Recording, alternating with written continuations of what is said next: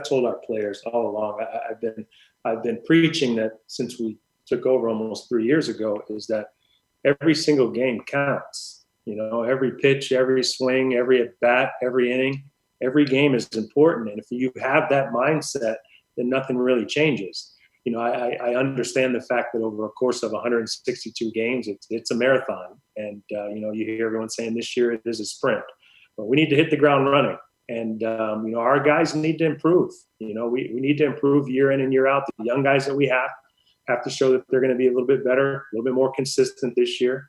But yeah, we have to show strides. We have to keep obviously in the clubhouse and on the field, and it's good to hear him say that, because I think not only us from an ownership standpoint, but the fan base as well. They want to see our team get continually better. Thank you. Yeah. Jordan McPherson, go ahead.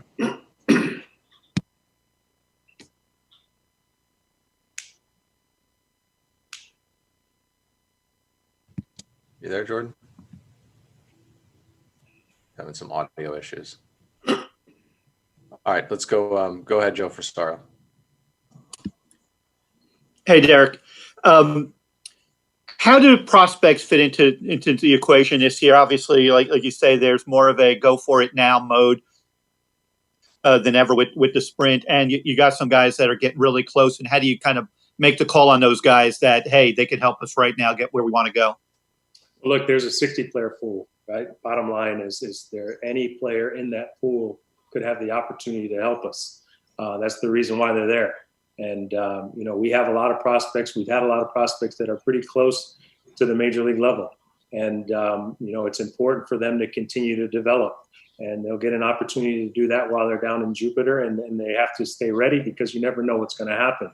But in terms of our mindset doesn't change. I mean, the bottom line is we're building an organization here.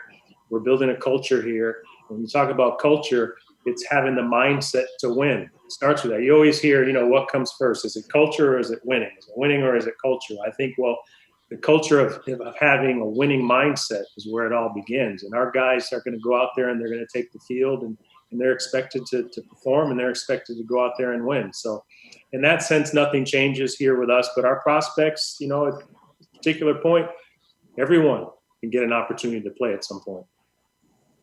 Thank you. Yeah. Danny Alvarez. Thank you, Jason. Good morning, Derek. As a follow-up to that, a couple of days ago, we were talking to Francisco Cervelli, and he mentioned that the school he had with the Yankees was, you know, that winning mentality, and that you guys, I mean, his objective was to change that culture here in Miami as well, you know, to have that winning mentality and winning culture.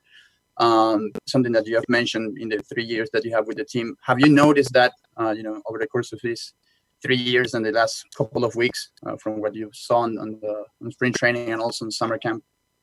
Well, I think, yeah, you go back to the original spring training. I think you saw a lot of excitement. You saw excitement from our fan base. We had a group out there that was extremely fun to watch. Obviously, in spring training 2.0, the fans haven't had an opportunity to watch until last night's game. And but there's a mindset that I believe is starting to change here in the organization over the last couple of years. I mean, you can't accept mediocrity. I mean, we're, like I said, we preach it over and over and over again. And this is something that is taught from you know, rookie ball on up, is that when you take the field, you're taking the field with the mindset that you're going to win. And you have to do the small things. You have to do everything possible in your power to help the team win. And that's not going to change. But I think you are starting to see that with the younger players that are coming up. And you're also starting to see that in the major league clubhouse as well. We've got some guys that have been here for a couple of years that have gotten better. We've made some, you know, had some quality additions, guys that come into our organization that have had some experience being in teams that you know, have been in pennant races, and we expect those guys to you know, pass on. You mentioned Servy, pass on some of the knowledge that he's gained throughout his experiences in baseball, and share that with the younger guys. But I think you are starting to see that from an organizational mindset. I'm going to jump in. Jordan was having some audio problems. So his question, Derek, was, does the team have a plan? If he had audio problems, he's out. Does the team have a plan in place or got any insight as to what they can do with players outside of the 60-man pool? I'm sorry, repeat that. Does the team have a plan in place or have any insight into what they can do with the players that are outside of the current 60-man pool? Yeah, it's a good question because, look, without having a minor league season this year, the goal is to make sure that our players continue to develop. You can only have 60 players in this pool. And trust me when I say it, there's a lot of conversations that we had to come up with the 60 players that we're going to put in this pool. But you want to make sure that our guys that, we have prospects at the lower levels as well. We have a lot of prospects we would have loved to have in our 60 player pool, but unfortunately we didn't have that opportunity. But we want to make sure that these guys have every opportunity that they can to continue to develop. And if that means an extended spring training, extended instructional league, if that means it's some sort of a different Arizona fall league, these are all conversations that I think are these conversations will start to pick up a little bit more, I think, now once the season gets going. But it's a top priority for us. Andy Slater? Hey, Derek. Todd Hollinsworth on the broadcast last night said he believes the Marlins have a legitimate shot to win the World Series. How do you react to that, and do you agree with that? How do I react to it? I think we would worry about winning opening day. You take it one game at a time. Everyone has a shot to win. As soon as you take the field, you have a shot to win. That's why there's so much optimism every year in spring training amongst all 30 clubs. But, my mind never went there when, I was a player. My mind doesn't go there now. I think you take it one day at a time. But we have a group that's talented. We have talent. I think we've gotten better at the major league level. We have guys that are coming. They're on their way. But you got to perform on the field. But I always look at things one day at a time. Okay, Brendan Tobin? Yeah, Derek, can you take us into, how emotionally you handled the shutdown season? Because you guys, have bigger expectations this year as you've had this whole plan of, putting into place the prospects, the right players, and you guys wanted to ratchet that up this year. So what was it like when the season was shut down, knowing that this was supposed to be a kind of a big step for you guys with your whole operation? Yeah, I tell you, it was tough because when we did shut down, no one knew if and when we'd come back. You're dealing with a lot of unknowns. And when you talk about players developing, especially young players, they need to play the game. You can only hit in the cages so much. You can only simulate games so much. You need to get on the field actually and compete. So in that sense, it's been pretty frustrating that, our guys haven't been able to play, but everyone's facing the same issue. And, you just have to learn to deal with it, and you just try to play catch up as much as you can. And that's why I mentioned hopefully having that opportunity, whether it's an extended instructional league or an Arizona fall league, just so our guys can get out and not necessarily miss an entire year. Steve Wine, AP? Hi, Derek. We're doing a story on no team repeating as World Series champions in 20 years. I've got two questions for you. Number one, why do you think there's been such a long drought? It's hard. That's why it's hard. It's hard to win one, let alone to repeat. There's a lot of good teams out there, and there's a lot of good players out there. So, I've always said it. I'm sure you guys have probably heard me say it, that, the best teams make the postseason, the hottest team wins. And to do that on back-to-back seasons is pretty difficult to do. It goes without saying how hard it is. So what is it that made those Yankee teams so special? We had the mindset that we were pretty good at forgetting about the past, good or bad. Whether we won, whether we lost, we forgot about it and we moved on. We never walked around wearing championship rings. It was, how are we going to do this year and how are we going to get another one? So look, we had a group that cared about only one thing, and that was winning. And you look at it, we won 3 in a row, and then it took us 9 years to win again. So it's not easy to do. We never took it for granted, and we understood that a lot of hard work and a lot of luck has to come into play. So it's difficult. Thanks for pointing that out, because I think a lot of times people think it's easier than it is. Thank you. Yeah. I'll go back to Joe Frisaro. Derek, during summer camp, you got a chance to see how the ballpark would play with the dimension changes and the new turf.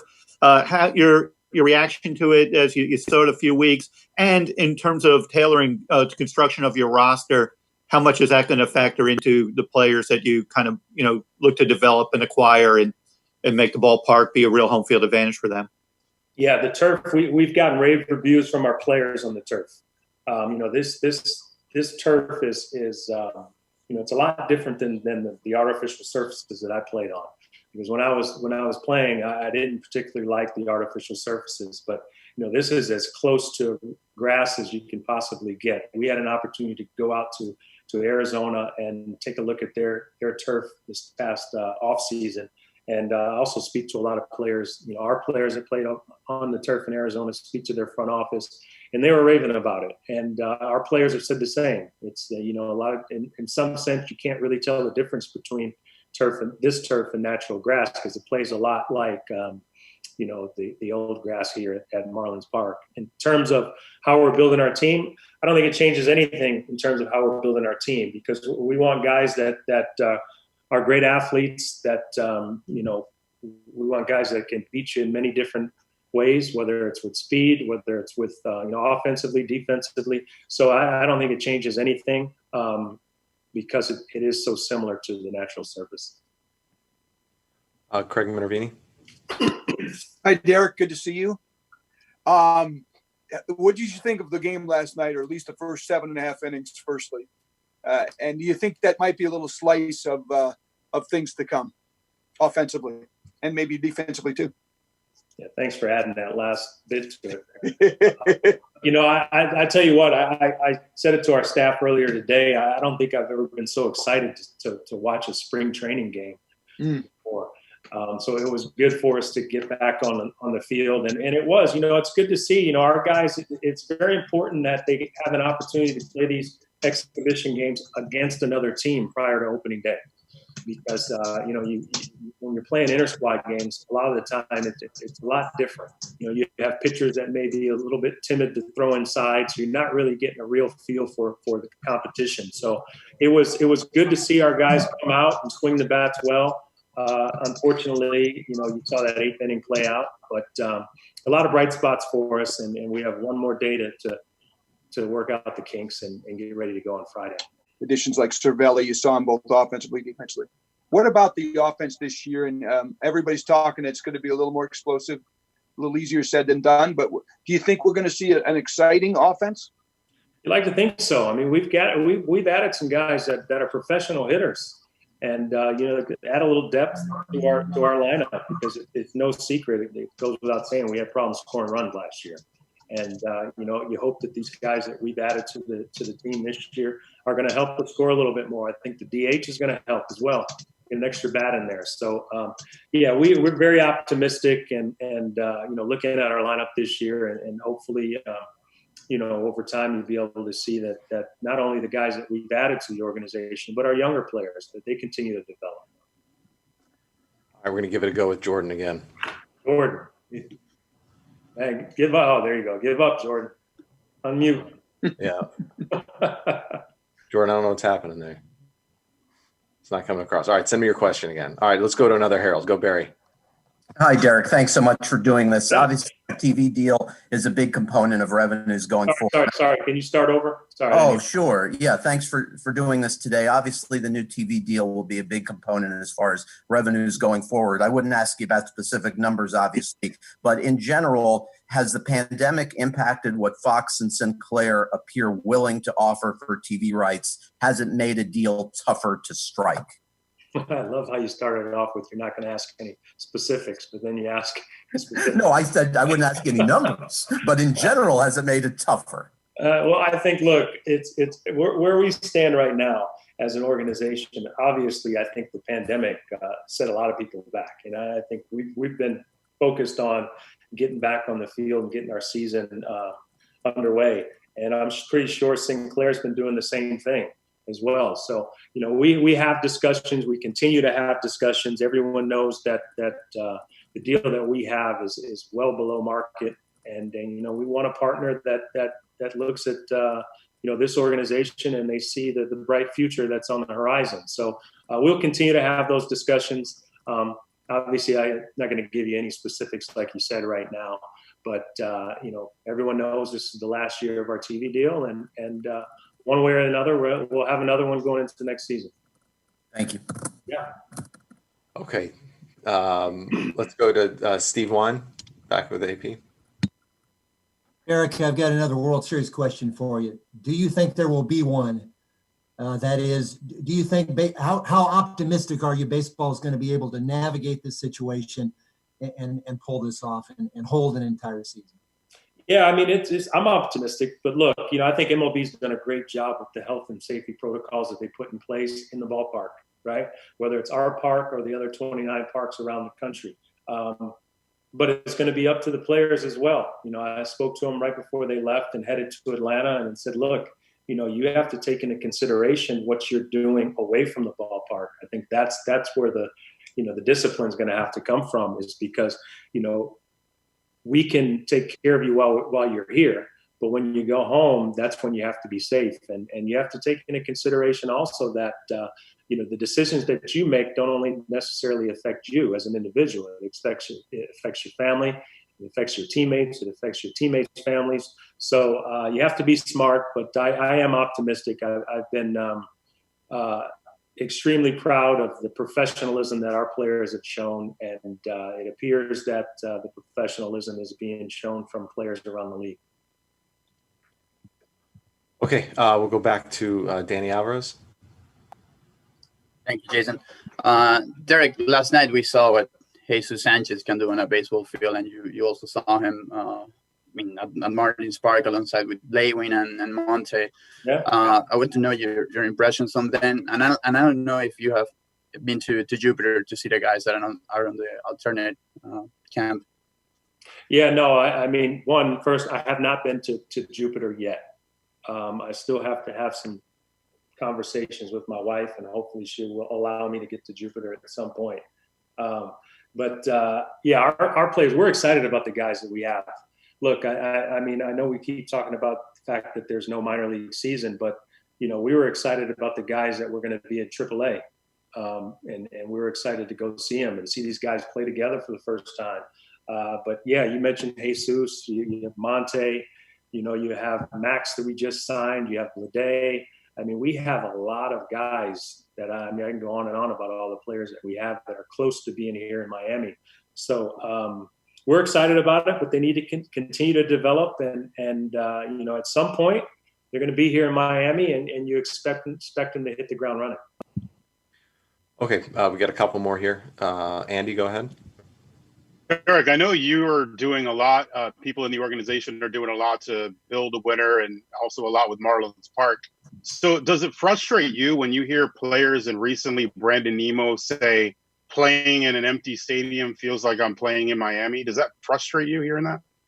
Does it frustrate me? No, it doesn't frustrate me. Does it frustrate me that we don't have more fans in the ballpark? Of course. But, that's our job is we got to make sure that we build an organization. Like I've told you guys before, I think the fans at some point, I think initially they were waiting to see if we were really going to do what we said we were going to do. And I said from day one that, I can't expect the fan base just to trust me because I say this is what I'm going to do or what we're going to do as an organization. We have to earn that trust over time. So, look, I look back to some games to speak to Donnie, some games Donnie playing in old Yankee Stadium in the late 80s and early 90s, and it wasn't a full house, right? It took a little time for that. So it's the same thing here, but we are pretty optimistic just from the engagement that we've gotten from our fan base, the excitement that our fan base is showing. Whether you go back to Fan Fest earlier this year, or you go into spring training. So, look, no one wants a full house more than I do. No one wants a full house more than our players do. But unfortunately, that takes a little bit of time, and we'll get there. Just a quick follow-up. If the numbers get better with the virus, at any point, will you plan on bringing fans back this year? Well, I think it'd be irresponsible to even think about that right now. I mean, you look at the numbers in South Florida, and they continue to increase. So at this particular time, we're not thinking about bringing fans back. I mean, I hope that we one day sit down and we have the discussion that, look, we're ready to have fans in place, but we got to make sure that our fans are safe. We got to make sure that our players are safe. We have to make sure that our staff is safe. And it's a little premature, I think, to have those discussions now. All right, Craig Minervini, take us home here. Derek, what effect, and is this a conversation you've had with the team, with the lack of fans in a building everywhere? No, there is some noise drummed in, so that kind of on TV it had a pretty good feel, I thought, last night. But what effect tangible does that have? And is anything the players have to do to overcome not playing in a so-called major league atmosphere, do you think? Yeah, it's strange, man. I mean, I was there for the workouts that we had in spring training 2.0, and it's quiet. I mean, you can play music. Obviously, you can't play music during the game, but I think when they pumping in the crowd noise helped out quite a bit. I think when you're watching TV, unless they're panning to the stands, in some sense, you can't even tell the difference with the crowd noise being pumped in. So I think that helps out a little bit. But look, it's going to take a lot of focus. Players are going to have to focus, and players are going to have to be disciplined. And quite frankly, the team that's focused the most and the team that shows the most discipline, ultimately, in my opinion, is going to be the team that's standing at the end of the season. So it's going to be a challenge. Look, it's no one's used to it. It's going to take you back to playing summer ball when you were in grade school and high school. And, it's going to take you back to your true love of the game. But it will be a challenge to focus.